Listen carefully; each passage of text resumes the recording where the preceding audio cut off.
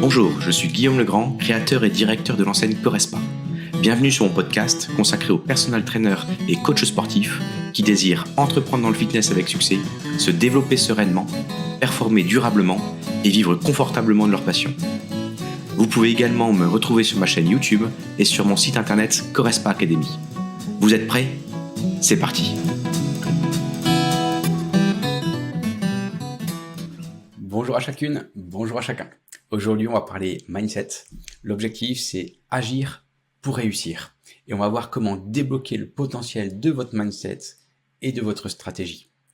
Je vous propose en fait de voir 3 temps. Le premier, c'est le succès par l'action. La deuxième, je vais vous donner concrètement la méthodologie à Corespa, comment on s'y prend pour atteindre ce succès. Et on verra en troisième temps le dépassement de soi, comment y parvenir. Vous accomplissez des choses personnellement et professionnellement. Et aujourd'hui, j'ai l'objectif de vous fournir en fait les clés pour allier la stratégie et mindset. D'accord, on parle souvent de succès.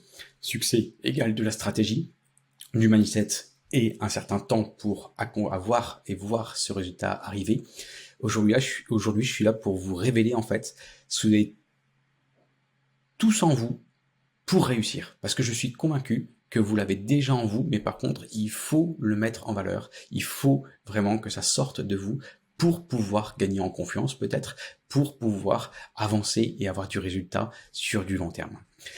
Il va falloir simplement, je vous conseille tout simplement d'appliquer en fait les méthodes qui sont éprouvées et de vous dépasser par vous-même. Donc voilà un petit peu ce qu'on va voir.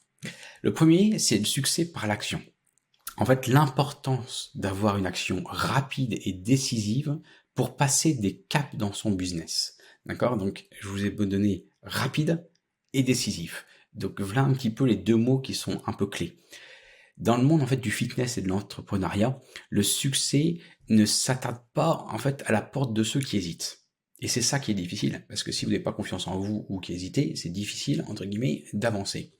Et moi, personnellement, je crois fermement que l'importance d'une action rapide et décisive, c'est ça qui va vous permettre de transformer les visions en réalité.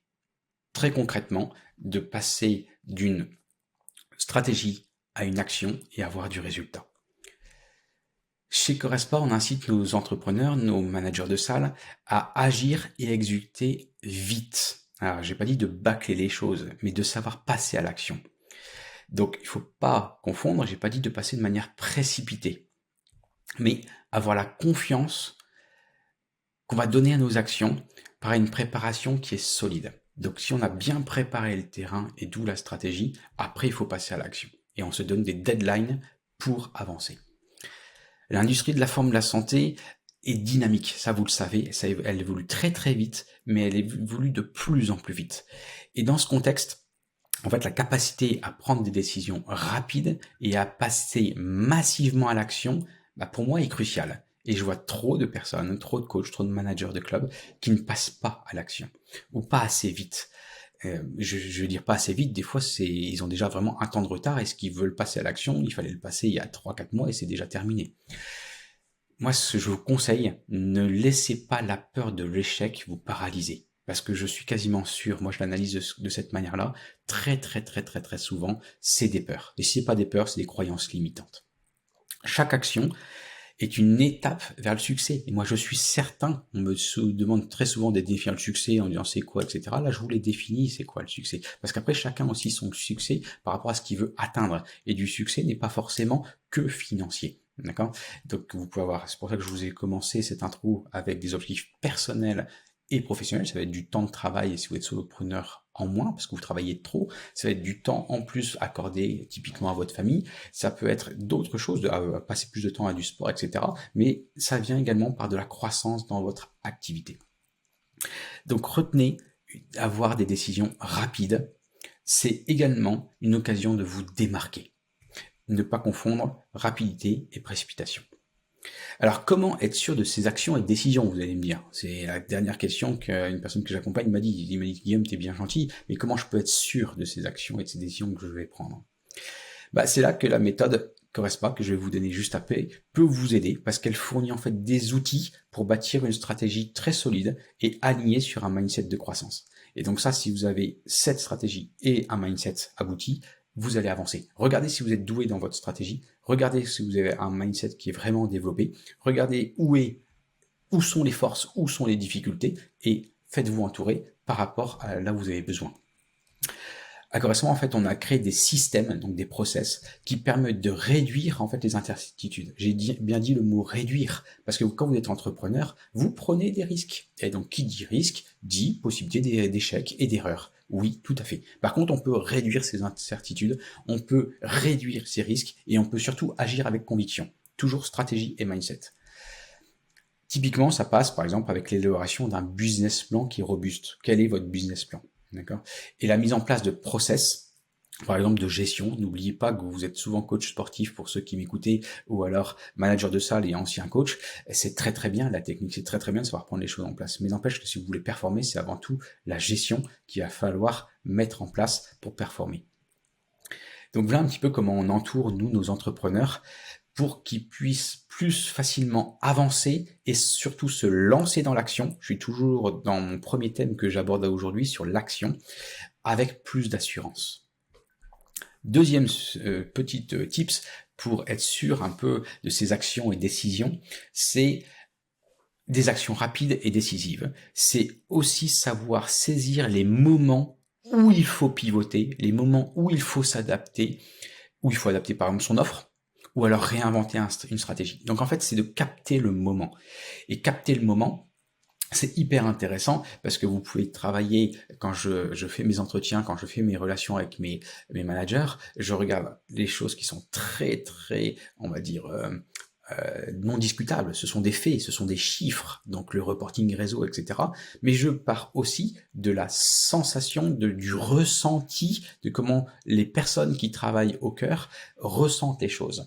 Il faut vraiment faire les deux, la cohérence avec les chiffres, et le deuxième qui est plutôt le ressenti, avec plutôt bien entendu l'empathie, et qui va être l'émotion. Donc les deux vont être intéressants à faire. Pourquoi ? Parce qu'on vit dans un monde, je vous apprends rien, qui ne s'arrête pas. D'accord ? Et on doit être en constante évolution, en constante réinvention, si je puis dire, et donc réinventer sa stratégie, le réajuster, et surtout de suivre le rythme. Mais moi, je vous conseille, par rapport à ce que je viens de dire, de suivre le rythme. Oui, mais cela ne suffit pas. Je vous conseille plutôt de définir le rythme. C'est-à-dire que c'est à vous d'être acteur et de faire changer également le marché. C'est pas des grands mots que je suis en train de dire là. Je vais le dire différemment, soyez acteur, actif, et non pas réagir, d'être réacteur, réactif à. D'accord ? Avancez sur votre stratégie. Troisième petite tips pour comment être sûr de ses actions et décisions, c'est dans l'utopie, je vais dire l'inverse. Si vous restez immobile, c'est que vous reculez. Restez immobile. Dans notre société d'aujourd'hui, c'est reculer, parce que la société, elle vous attend pas, elle avance. Donc vous, si vous bougez pas, naturellement, en fait, ça correspond à quelqu'un qui recule. Agir, c'est conquérir. Même si vous faites des erreurs, même si vous vous trompez. Voilà un petit peu, j'allais dire même la devise qui doit animer, en fait, chaque entrepreneur, à mon sens, et un entrepreneur qui veut avancer, avoir du résultat, qui veut avoir du succès. Voilà un petit peu ce que je vous conseille de mettre en place, justement pour être sûr un peu de ces actions et de décisions. Souvent je dis à mes équipes, agissez avec confiance et décidez avec audace. C'est un petit peu les deux, agissez avec confiance parce qu'on peut se tromper, et décidez avec audace parce que dans les prises de décision, on prend du rationnel et de l'irrationnel pour avancer. Là un petit peu le premier thème que je voulais aborder, c'était le succès par l'action. Le deuxième, c'est vraiment la méthode Corespa. Je ne l'ai pas encore transmise, donc je vais vous la transmettre. Elle est également en place quand vous allez voir sur Corespa Academy. On a 2 sites internet. Corespa qui est pour les clients, nos clients qui se font dans les clubs. Corespa Academy, c'est pour les entrepreneurs qui veulent soit créer un club en propre ou en franchise, ou alors que je puisse aider moi en visio pour un personal trainer par exemple qui veut développer son activité. Je vais vous donner la méthodologie type, à mon sens, de tout ce qu'il faut faire, tout ce qu'il faut avoir pour pouvoir performer. Aujourd'hui, il y a des managers de clubs, nos clubs, ils ont toutes ces choses-là. Donc vous allez pouvoir, je vous partage quelque chose qui vous, entre guillemets, de l'or, mais vous comparez pour voir est-ce que j'ai ces choses-là, est-ce que j'ai même plus que ça, ou est-ce que j'ai nettement moins, et vous allez peut-être comparer pourquoi il y en a qui réussissent et d'autres qui réussissent pas, ou entre guillemets réussissent moins. Dites-vous que c'est avant tout quelque chose, une stratégie doit être réfléchie et structurée. D'accord ? Et je vais vous donner un petit peu les structures de comment ça fonctionne. La structure, c'est des outils, et ces outils, je vais vous en donner 14. La première, c'est la charte de marque. Un charte de marque, c'est tout simplement, et vous pouvez le recouper dans un document, qui va être le socle de votre identité, ce qui vous définit, ce que vous êtes, ce pourquoi vous vous battez, et l'image que vous souhaitez projeter. En fait, c'est votre ADN, votre marque, le guide qui assure la cohérence de toutes vos actions. Commencez par ça, et c'est un sacré travail à faire. Donc la charte de marque. Le deuxième, c'est le business plan. Donc un business d'affaires n'est pas simplement un document pour attirer des investisseurs. Pas du tout. Ça peut, bien entendu, pour quelqu'un qui va créer un club, avoir le première étape, mais c'est surtout une carte routière, à mon sens. C'est votre GPS de votre entreprise qui détaille vos objectifs, les stratégies, les ressources que vous avez, et c'est la vision pour concrétiser votre projet. Je vois trop de coachs. Je forme également ici dans le nord là sur l'île des coachs sportifs qui, entre guillemets, sortent d'études, mais ne savent pas du tout où est-ce qu'ils vont. Ils prennent leur carte et ils vont se lancer. Troisième élément, après la charte de marque et le business plan, c'est le juridique. Comprendre et naviguer dans ces eaux parfois qui sont complexes du droit des affaires, mais c'est essentiel pour réussir. Donc nous à Correspa, on fournit des bases concrètement qui vous permettent de vous bâtir des choses solides. Typiquement, ça peut être les contrats pour vos clients, mais ça peut être également quel type d'entreprise vous allez construire pour optimiser l'aspect, par exemple, fiscal. Troisième élément, c'est les tableurs de gestion. Tableur de gestion, je sais que c'est un mot qui fait peur aux personnes, pourtant c'est entre guillemets assez simple et ça permet de simplifier la gestion. Les tableurs de gestion ne sont pas de la compta. La gestion financière ne doit pas être une corvée. Mais j'insiste vraiment là-dessus parce qu'il y en a trop pour vous où vous le voyez comme corvée, donc vous n'allez pas le faire. Moi, j'ai créé des outils en fait qui sont conçus pour simplifier le suivi de vos finances. Donc j'insiste, simplifier le suivi de vos finances et vous permettre à vous en fait de rester concentré sur la croissance de votre entreprise parce que vous savez très bien où sont vos chiffres et donc si vous savez exactement quel est votre nombre de clients, quel est votre panier moyen, combien vous allez faire en chiffre d'affaires, quelles sont vos charges, combien vous allez sortir tous les mois, etc. Ce sera 3 fois plus facile également de prendre des bonnes décisions. Je vous l'ai dit, les bonnes décisions peuvent se faire par la cohérence des chiffres et se faire par plutôt le ressenti. Cinquième outil, c'est la stratégie de prospection et de communication. Et très souvent, c'est le premier point souvent où on m'appelle « Guillaume, comment je fais pour trouver des clients ?» Donc ça vous permet d'attirer et de communiquer avec les bonnes personnes. Ça permet également de vous aider à définir votre public cible. Vous commencez à me connaître, je parle très souvent du persona. Donc ça, c'est hyper intéressant, mais là, il faut aller plus loin. Ça vous permet également d'élaborer des messages qui résonnent et qui captent l'attention de ces personnes-là, de cette cible-là, et surtout qui convertit. Donc il y a plusieurs étapes, il y a même des stratégies là-dedans. Donc j'appelle ça des stratégies de prospection et de communication. Ça suffira pas, parce qu'après, il va falloir vendre. Ça, c'est juste pour prospecter et communiquer. Sixième outil, la fidélisation client. La fidélisation, vous le savez, ça coûte moins cher, c'est ce qu'on dit à chaque fois. La clé d'une entreprise durable est une clientèle fidèle.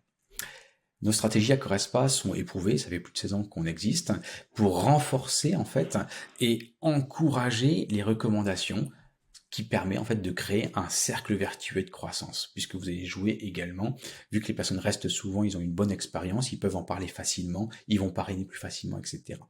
Donc, mettez le point sur cette fidélisation dès le début. Septième outil, c'est le plan marketing.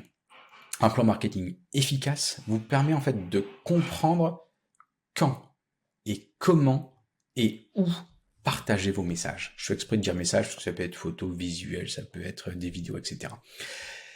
L'objectif, c'est toucher en fait le cœur et l'esprit de votre marché. D'accord ? Il y a trop de personnes qui vendent du comment. J'arrête pas de dire qu'on est une entreprise du pourquoi. Il faut vendre les bénéfices. Huitième outil, c'est les offres et services. Ce que vous vendez doit être irrésistible.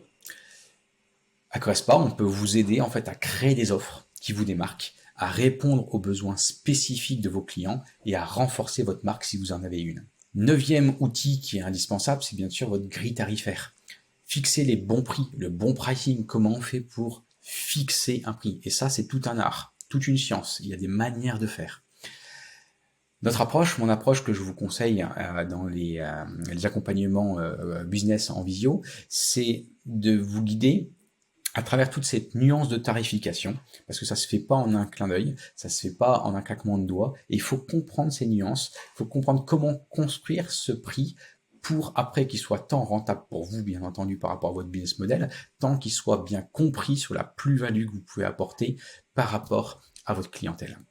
Donc on va optimiser l'ensemble pour être compétitif, mais surtout avoir du profit. 10e étape, ce sera votre charte graphique, votre identité visuelle, parce qu'elle doit parler au public, d'accord ? Établir en termes de stratégie les fondements de votre design, la cohérence et l'impact que vous voulez mettre en place. Donc après, vous pouvez passer par un graphique, etc., une agence ou un freelance qui peut vous faire ça, mais il faut encore une fois avoir travaillé la stratégie de pourquoi vous allez faire ça, quelles sont les couleurs, etc. 11e étape, ce sera tout le travail que vous allez faire sur les vidéos, les photos, les visuels. Et encore une fois, c'est pas anodin, il faut mettre une stratégie derrière. Souvent on dit une image vaut 1000 mots, c'est vrai. C'est comment vous allez mettre en place, quel est votre positionnement que vous voulez qu'il soit visible, comment le rendre visible. Donc ça, c'est pas que un bon photographe ou qu'un caméraman. Il faut aller travailler. Quel est le cahier des charges type que vous voulez mettre en place pour que ça corresponde à ce que vous êtes, tout simplement. En 12e étape, c'est bien sûr votre site internet. Plein de personnes vous diront un site internet, ça ne sert à rien. Vous prenez simplement une page avec un système de vente et une page de vente. Oui et non, oui pour commencer, pourquoi pas, mais pour moi il faut aller nettement plus loin parce qu'on oublie toute la partie référencement et travail à long terme et tout ce qui va être plutôt gain de confiance ou de cohérence. Donc pour moi votre présence en ligne, maintenant on a une vitrine qui est mondiale, surtout si vous faites du coaching hybride, surtout si vous venez coacher en ligne, etc.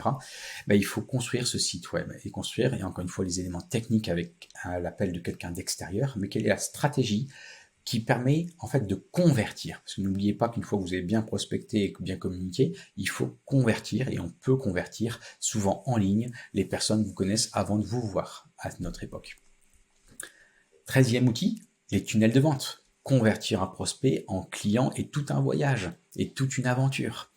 Construire ce parcours pour qu'il soit de plus en plus fluide, naturel et efficace. Et c'est ça qui vous permet de transformer vos personnes. Je ne parie pas que sur le digital, certainement pas, mais par contre, c'est certainement aussi quelque chose qu'il faut vraiment prendre en compte, au moins à 50-50 entre le digital et le non digital. Et digital, en parlant, la 13e étape, c'était les tunnels de vente. La 14e étape, pour moi, le 4e outil, c'est les stratégies digitales. Le numérique, c'est un terrain de jeu moderne, je vous apprends rien. Il n'est pas magique non plus. Il faut pas croire que à ça. Mais il faut élaborer cette stratégie pour amplifier votre présence et maximiser votre impact. Comment se rendre visible, d'accord ? Comment créer votre propre média notamment. Donc voilà un petit peu les 14 outils que j'ai développés à Correspa et sur lesquels je peux vous accompagner si vous le désirez. Après avoir vu en premier temps le succès par l'action, en deuxième temps la méthodologie Correspa, ce que je vous propose tout simplement, c'est le dépassement de soi. Le dépassement de soi, il va assez loin. Le dépassement de soi, moi je suis convaincu par l'état d'esprit sur lequel la réussite d'un entrepreneur dans le fitness est cultivée. Ça va jouer vraiment sur votre mindset. Nous proposons à Correspa en fait des programmes, donc ça c'est des formations, pour vous aider à vous dépasser. Et dépasser quoi ? Vos croyances limitantes, vos peurs, et vaincre vos blocages personnels et professionnels. Et très souvent, très souvent, je vois que c'est plutôt personnel et non professionnel. Et c'est pour ça que je vous conseille de vous entourer de moi-même ou de quelqu'un d'autre, mais qui arrive à comprendre vraiment ces blocages et d'où ça peut venir. D'accord ? Et ça vient très souvent d'une approche vraiment personnelle pour pouvoir le dépasser. Comment dépasser ces croyances limitantes? Je vous donne 6 petits tips et après comment vaincre vos blocages, je vous en donne 5. Comment dépasser vos croyances limitantes? On parle très souvent du syndrome de l'imposteur. Ce phénomène qui peut paralyser les entrepreneurs, le faire douter de leurs capacités. Eh ben, l'idée c'est de vous accompagner dans l'affirmation de votre légitimité, tout simplement. La deuxième, dans les croyances limitantes, c'est la peur de l'échec. Souvent, elle paralyse vos actions et c'est ça qui empêche d'avancer. Vaincre cette peur commence par accepter l'échec. D'accord? Et si vous êtes sûr, si vous êtes convaincu, et moi j'en suis convaincu, que l'échec fait partie c'est inévitable, de votre processus d'apprentissage et de croissance, eh ben vous allez l'accepter plus facilement. Après, le mot qui est à la mode aujourd'hui, c'est la procrastination. Remettre à plus tard par rapport à un syndrome qui peut être de l'anxiété face à la tâche qui est à accomplir. Moi, j'ai un de mes associés où j'ai essayé un peu, mais je sais pas trop faire, je procrastine, non, je le mettrai à plus tard. Et non. Donc ça, ici, la solution, c'est très simple. C'est de diviser votre grand projet en mini-projets. Si vous faites des mini-étapes nettement plus faciles, ce sera plus facile que de regarder l'énorme étape qui est devant vous, sur laquelle vous dire je vais jamais y arriver, ou c'est trop gros, c'est trop grand pour moi. Quatrième croyance limitante, c'est le perfectionnisme. Le perfectionnisme, pour moi, ça peut mener en fait à une paralysie où rien n'est assez bon. Globalement, je veux vraiment un truc qui soit perfectible, nickel, je vais le faire relire. Et ben en fait, vous allez jamais le sortir, vous allez jamais le proposer. Et bien non, passez à l'action. Donc le mot c'est jamais assez bon. Non. L'objectif c'est de commencer. Ok, il y a un minimum et après il sera toujours le temps de le faire évoluer. De toute manière, la société évolue tellement vite, on l'a dit tout à l'heure, que ce que vous avez fait, enregistrer, il est déjà faux le moment où vous avez fait enregistrer. Mais il est déjà assez bon, et c'est le mot assez bon qu'il faut garder en tête pour pouvoir aider les autres. Autre croyance limitante, la peur du jugement des autres. Alors le jugement des autres, ça peut vous empêcher à prendre des risques, ça c'est certain. Se rappeler que les opinions des autres ne définissent pas votre valeur. Donc ça, c'est hyper aussi important à avoir. N'oubliez pas, je me répète, les opinions des autres ne définissent pas votre valeur. Ça, c'est important à avoir en tête. Donc, on est beaucoup d'une société où on se compare sur les réseaux sociaux, vous dire, mais ils réussissent, eux, ils sont plus que moi. Il y aura toujours quelqu'un qui réussit mieux que vous. Alors, réussir, c'est un grand mot parce que ça peut être financièrement, travailler moins en temps et encore. Sur les réseaux sociaux, vous voyez pas tout ce qui est derrière. Et souvent, on se trompe très fortement sur ce qui est derrière. On n'imagine pas le travail qui est derrière pour, entre guillemets, réussir. Donc ça, faites attention à l'idée, et l'être humain est fait pour se comparer et il se compare, mais faites attention à réellement la réalité qui est derrière. Dernière croyance limitante, c'est la difficulté de déléguer. Eh oui, il y en a qui ont cette difficulté-là. Croire que vous êtes le seul à pouvoir bien faire les choses est une utopie, d'accord? Et ça peut même empêcher la croissance de votre boîte. Donc même si vous êtes en solopreneur, je suis sûr qu'il y a des choses que vous allez déléguer, que vous êtes en une entreprise, vous allez même embaucher et avoir une équipe. Apprendre à faire confiance et déléguer est fondamental, d'accord? Donc voilà un petit peu les 6 croyances sur lesquelles il faut dépasser. Par rapport au blocage, je vois 5 choses 5 conseils où je pense que je peux vous aider. La première, c'est de créer un environnement d'échec sécurisé. Vous allez me dire, mais il est fou. Oui. C'est pas le droit à l'erreur, c'est l'obligation à l'erreur. Créer un environnement d'échec sécurisé. Encourager en fait les tentatives et célébrer les leçons qui sont tirées des échecs. C'est une bonne chose. Faites-les pour vous-même et si vous avez une équipe, faites-le également avec vos équipes. Deuxième, pour vaincre les blocages, c'est les techniques de gestion du temps. Utilisez des méthodes pour structurer votre travail et combattre la procrastination. Je parle très très souvent de votre plan annuel stratégique, de votre répartie tâches et les tâches qui sont mises dans votre répartie tâches, de les mettre dans votre agenda. Hyper important, c'est cette partie gestion du temps. Troisième élément pour vaincre vos blocages, fixer des objectifs réalistes. Se fixer des objectifs atteignables pour progresser régulièrement sans tomber dans le piège du perfectionnisme. Quatrième, pour vaincre les blocages, les affirmations qui sont positives. Renforcez l'estime de soi par des affirmations positives pour réduire la peur du jugement. Regardez tout ce qui est positif en vous, tout ce qui est positif dans ce que vous faites et non pas tout ce qui est négatif. Et j'ai pas dit qu'il faut le mettre sous le tapis, mais soyez dans la positive attitude. 5e petit tips pour vaincre ces blocages, c'est des exercices de lâcher prise tout simplement. Je suis sûr qu'avec des coachs sportifs, vous le faites avec vos propres clients, faites-le avec vous, pratiquez des exercices en fait qui encouragent le lâcher prise, qui encouragent la confiance et la confiance en vous-même et dans l'autre pour améliorer cette délégation. Voilà un petit peu ce que je voulais vous partager. Pour moi, c'est la stratégie de la passion et les piliers de la réussite que je vous ai transmis, d'accord ? La passion et la réussite. Des exercices que je peux vous donner également pour renforcer en fait le mental des entrepreneurs. Il y en a plusieurs qui existent. Ça peut dans l'idée de développer en fait son instinct. Alors il y en a qui comprennent pas forcément, je vais essayer d'être le plus précis possible dans l'idée de développer son instinct, parce que je suis sûr qu'il y a un instinct chez les entrepreneurs, et c'est une bonne chose de jouer aussi sur l'instinctif. Vous devez le sentir, des fois vous dire, je le sens comme ça, il faut y aller. Donc vous pouvez aussi développer votre instinct. La prise de décision rapide et intuitive, l'intuition, peut être affirmée par des exercices spécifiques qui améliorent la confiance en soi. L'idée de connaître et utiliser ses émotions. D'accord ? Là, je suis plus du tout dans le rationnel. Je suis quelque chose dans l'émotion. Les émotions sont un outil qui sont puissants à la motivation et à la connexion avec les autres. D'accord ? Donc ça, c'est important de savoir les identifier, de les comprendre et de les canaliser, ces émotions. 3e chose aussi comme exercice, c'est utiliser la visualisation. Vous fermez les yeux, tout simplement. Et quand vous fermez les yeux, c'est une technique qui permet de se projeter dans la réussite, de renforcer la confiance en soi et d'atteindre les objectifs. Moi, avant un rendez-vous important, dans ma voiture, avant de sortir et d'aller à ce rendez-vous, je ferme les yeux, je me projette. Comment je veux être, comment ça va se passer. Ça se passe jamais exactement comme on a prévu. Mais n'empêche que ça vous aide à vous projeter dans l'attitude de comment vous allez avoir, quel type de voix vous allez mettre en place, comment, avec quel type de posture vous allez arriver. Donc l'instinct, les émotions, la visualisation, se préparer mentalement. Donc ça ici, c'est un peu ce que je vous dis dans la voiture, se préparer mentalement. Les athlètes, avant une compétition, ils ont une préparation mentale. D'accord ? Et faites-le de la même manière en tant qu'entrepreneur. Et le dernier, c'est apprendre à se dépasser pour augmenter ces standards. Vous avez des standards qui existent, vous êtes capable d'y arriver, vous savez sur quoi vous êtes capable de proposer, mais il faut l'augmenter. Et donc, l'augmenter, c'est continuellement, en fait, augmenter les exigences personnelles que vous avez pour exceller dans votre domaine d'activité. Et ce que vous pouvez faire, c'est, en conseil pratique, c'est très simple, c'est de soigner votre environnement.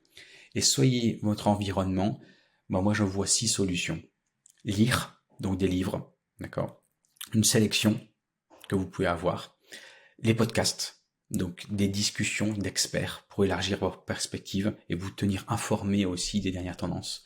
Des mentors, c'est hyper important pour vous guider, avoir des personnes qui vont vous donner un petit peu le retour d'expérience et même leur soutien. 4e, des références stratégiques. Moi, j'ai une gouvernance, se sentir entouré, conseillé, tant dans la stratégie pour la prise de décision.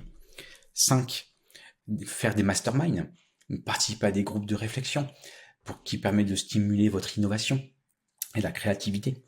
Et 6e, c'est des groupes d'entrepreneurs. Donc, pourquoi ? On le sait, l'union fait la force. Intégrer un réseau pour partager l'expérience, des conseils, des opportunités d'affaires aide toujours à vous développer. Voilà l'ensemble des choses que je voulais vous partager aujourd'hui. Donc, retenez, succès égale stratégie avec un S, mindset et du temps. Restez motivés, restez inspirés et je vous donne rendez-vous à plus tard. Je vous dis à très vite et bonne réussite à vous.